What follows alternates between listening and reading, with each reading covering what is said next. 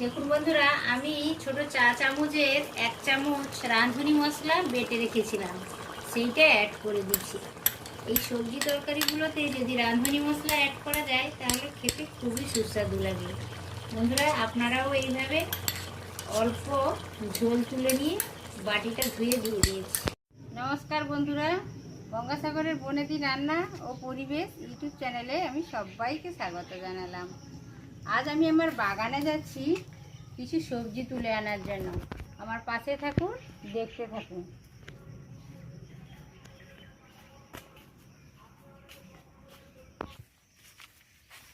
এইটা আমার বাগান। বাগানে হরেক রকম সবজি হয়েছে।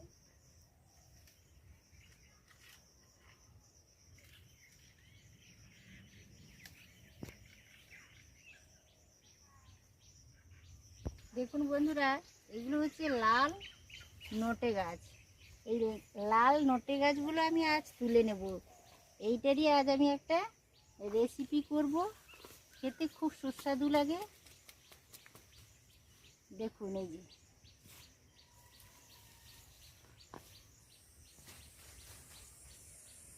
এই দুটো হলেই হয়ে যাবে। ছোট ছোট বেগুন হয়েছে।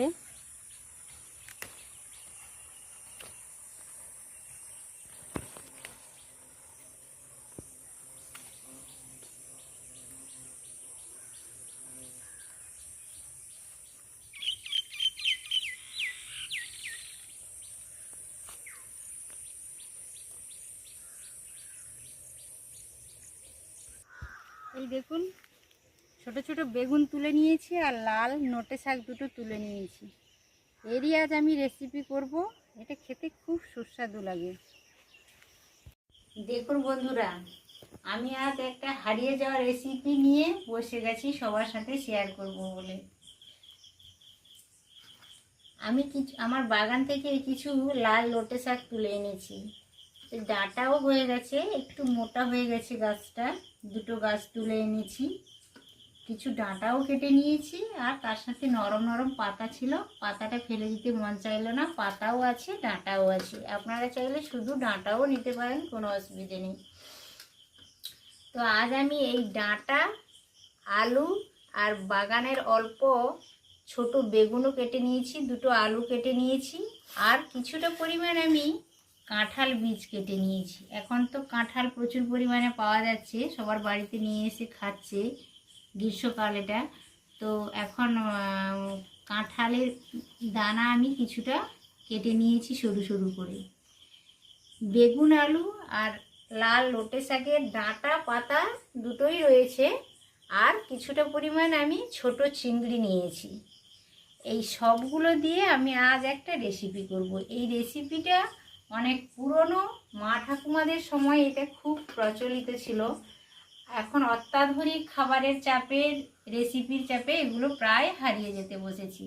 সেইটা আজ আমি তুলে ধরতে চাইছি এবং সবার সাথে সেটা শেয়ার করতে চাইছি। তো চলুন বন্ধুরা, রেসিপিটা শুরু করা যাক। চিংড়ি মাছটাতে আমি প্রয়োজন মতো লবণ আর হলুদ ভালো করে মাখিয়ে নেব।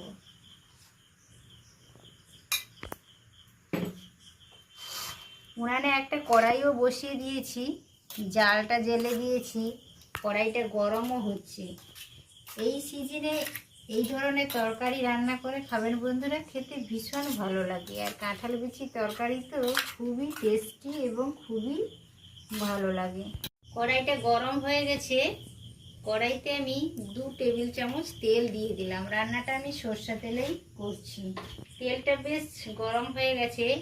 দেখুন, আমার হাতে 3টে শুকনো লঙ্কা আর 1 চিমটে আমি রাঁধুনি মশলা নিয়েছি, ফোড়নের জন্য দিয়ে দেব। ফোড়ন থেকে একটা মিষ্টি গন্ধ বেরোতে শুরু করছে। এই পর্যায়ে আমি কয়েকটা কাঁচা লঙ্কা ছোট ছোট করে সরু সরু করে কেটে রেখেছি, আর পেঁয়াজ কুচি দিয়ে দিলাম।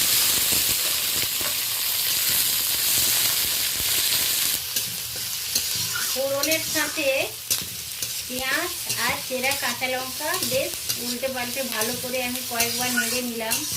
এরপরে হচ্ছে লবণ হলুদ মাখা চিংড়ি মাছটা দিয়ে দিলাম। চিংড়ি মাছের আলাদা করে ভাজার কোনো প্রয়োজন নেই, ওই পেঁয়াজের সাথে আমি উল্টে পাল্টে ভালো করে ভেজে নেব। ফোড়নের সাথে চেরা কাঁচা লঙ্কা আর পেঁয়াজ দিয়ে 2-4 বার নাড়ার পরে তারপর আমি চিংড়ি মাছটা দিয়েছিলাম। চিংড়ি মাছও কয়েকবার বেশ 2-3 মিনিট ধরে ভালো করে উল্টে পাল্টে ভেজে নিলাম। চিংড়ি মাছটা বেশ ভাজা ভাজা হয়ে গেছে। এরপরে হচ্ছে এই কেটে রাখা আলুটা আমি দিয়ে দেবো। কাঁঠাল বীজগুলোও দিয়ে দেবো, বেগুনটাও দিয়ে দেবো।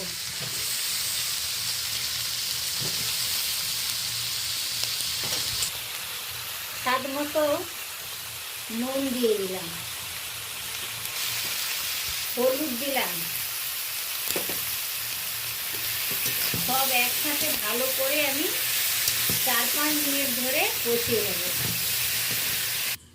আমি একটা ঢাকনা চাপিয়ে দিয়েছিলাম, ঢাকনাটা খুলে নিলাম।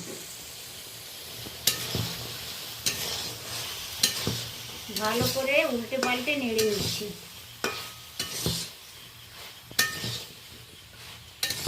সব সবজিগুলো বেশ ভাজা ভাজা হয়ে গেলে তারপর আমি নোটে শাক প্লাস ডাঁটা একসাথে আমি কেটে রেখেছি, ওটাই অ্যাড করে দেবো। সবজিগুলো ভালোভাবে কষানো হয়ে গেছে, বেশ ভাজা ভাজা হয়ে গেছে। এই পর্যায়ে আমি শাকটা তুলে দেবো। এতে কিছু পরিমাণ শাক রয়েছে, কিছু ডাঁটাও রয়েছে। আপনারা চাইলে শুধু ডাঁটাটাও ব্যবহার করতে পারেন, কোনো অসুবিধে নেই। এই তরকারিটা খেতে বেশ ভালো লাগে। বন্ধুরা একবার হলেও এই সিজনে ট্রাই করে দেখবেন আর আমাকে জানাবেন কেমন হয়েছে।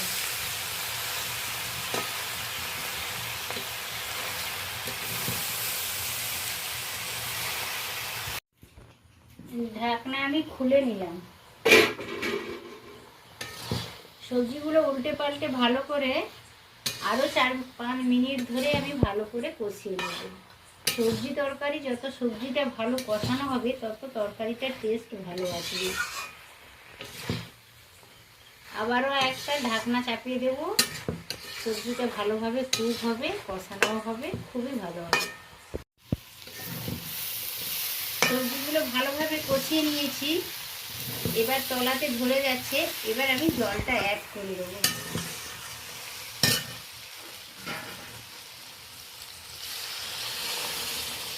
জলটা একটু পরিমাণ মতো দিতে হবে। কাঁঠালের দানাগুলো রয়েছে, কাঁঠালের দানাটা ভালোভাবে কুক করার জন্য পরিমাণ জল দিতে হবে। আর নোটে শাকের ও শক্ত অংশ রয়েছে, তার জন্যও একটু জল বেশি লাগবে, আর একটু আমি জল অ্যাড করে দেবো। ঢাকনা চাপিয়ে দিয়েছিলাম, ঢাকনাটা খুলে নিলাম। কাঁঠালের বীজগুলো রয়েছে, ওইটা সিদ্ধ হতে একটু বেশি সময় নেয়। ওই জন্য আমি একটা ঢাকনা চাপিয়ে চাপিয়ে সমস্ত সবজিগুলোকে ভালোভাবে কুক করে নিচ্ছি। এই পর্যায়ে আমি আধা চামচ জিরে গুঁড়ো অ্যাড করে দিলাম। তরকারিটা বেশ ভালোভাবে ফুটে গেছে, গুঁড়ো মশলাগুলো অ্যাড করছি। আধা চামচ ধনে গুঁড়ো অ্যাড করলাম। ভালো করে উল্টে পাল্টে মিশিয়ে নিচ্ছি। এই তরকারিটা বেশ ভালো লাগে, ভাতের সাথে তো খেতে ভীষণই ভালো লাগে, রুটির সাথেও খারাপ লাগে না। এই সিজনে আপনারা একবার হলেও এই টাইপের তরকারি করে খাবেন, খেতে খুব ভালো লাগে। বন্ধুরা ভিডিওটার প্রথম থেকে শেষ অবধি দেখার অনুরোধ থাকবে। দেখুন বন্ধুরা, আমি ছোট চা চামচের 1 চামচ রাঁধুনি মশলা বেটে রেখেছিলাম, সেইটা অ্যাড করে দিচ্ছি। এই সবজি তরকারিগুলোতে যদি রাঁধুনি মশলা অ্যাড করা যায় তাহলে খেতে খুবই সুস্বাদু লাগে। বন্ধুরা আপনারাও এইভাবে অল্প ঝোল তুলে নিয়ে বাটিটা ধুয়ে দিয়ে দিয়েছি। দেখুন বন্ধুরা, কুচো চিংড়ি দিয়ে কাঁঠাল বীজ আর আলু বেগুন আর নোটে শাক দিয়ে একটা ভালো সবজি তরকারি একবারে খাওয়ার জন্য রেডি। তো আপনারাও এইভাবে ট্রাই করে দেখবেন। আশা করছি ভিডিওটা সকলেরই ভালো লেগেছে। ভালো লাগলে অবশ্য আমার চ্যানেলটিকে সাবস্ক্রাইব করবেন আর ভিডিওটিতে একটি লাইক দেবেন। আর পরিচিতদের মধ্যে শেয়ার করবেন। আজ তাহলে আসি বন্ধুরা, দেখা হচ্ছে অন্য কোনো ভিডিওতে অন্য কোনো রেসিপির সাথে। তত সময় আপনারা সকলে সুস্থ থাকুন, ভালো থাকুন। নমস্কার।